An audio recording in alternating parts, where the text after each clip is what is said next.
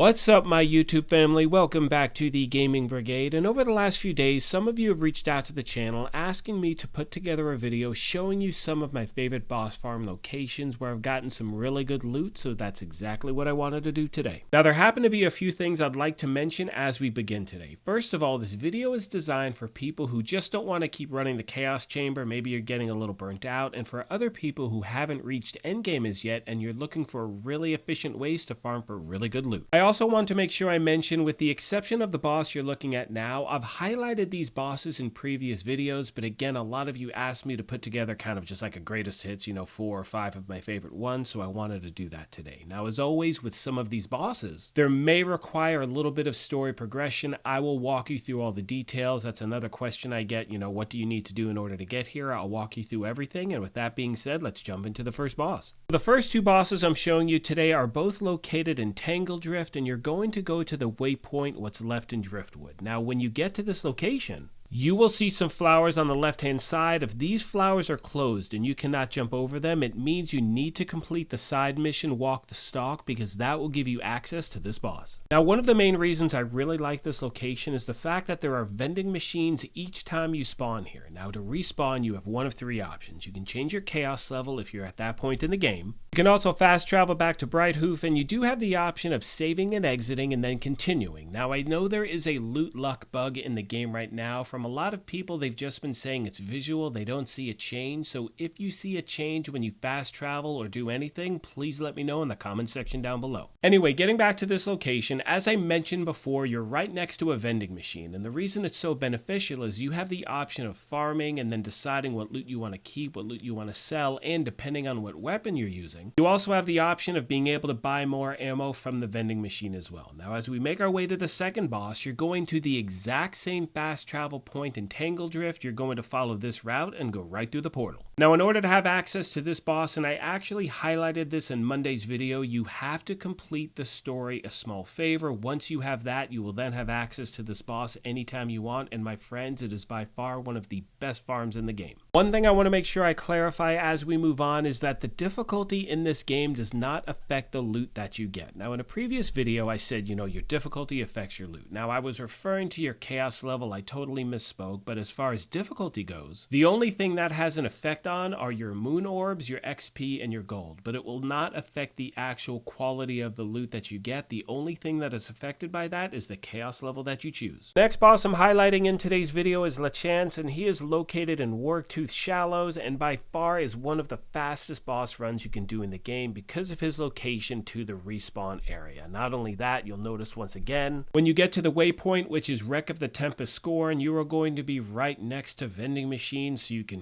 farm and then sell and then get more ammo and refill your health and do whatever you want. So, for people who are just starting off, and one of the things I recommend is every 3 to 4 levels, because the enemies scale with you in the game, I recommend just do some farming for like 30-40 minutes, try to get some good loot. And again, in this game, as most of you know, once you get that one weapon or piece of gear, your build can drastically change, which has a huge effect on how you play the game. So again, take a few minutes, do some farming, and hopefully not only will you get that great gear, but you'll also be gaining a lot of XP in a short amount of time. Now, speaking of weapons and gear, the next spot I'm showing you is located in Crackmast Cove, and you're going to be going to the Salty Saunter. Now, again, you'll see, vending machines there, all that good stuff. Now, the reason I really recommend farming this boss is due to the fact that there's a good chance she will drop one of the most powerful weapons in the game, which is the liquid cooling weapon.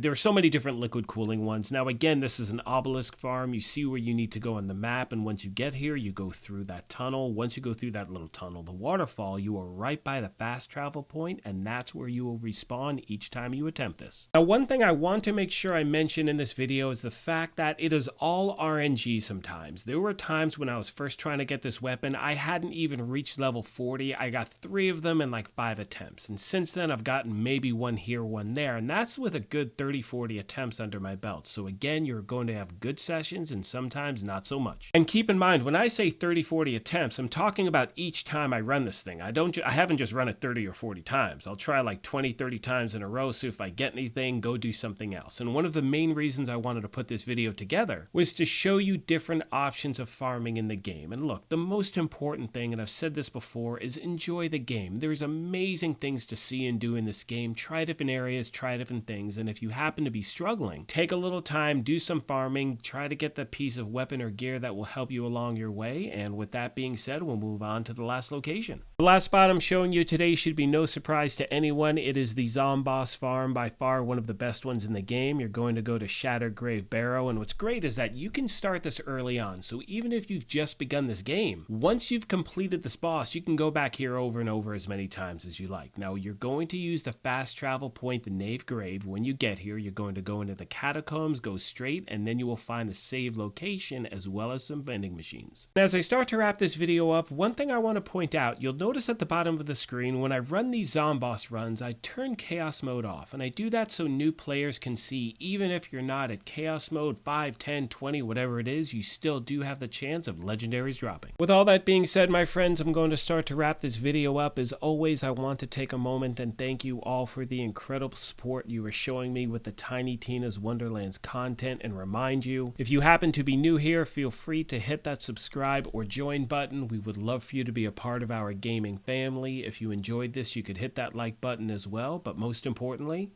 take care of yourselves, be kind to each other, and we will talk to you soon. Thanks again, everyone. Let's go out and burn something down.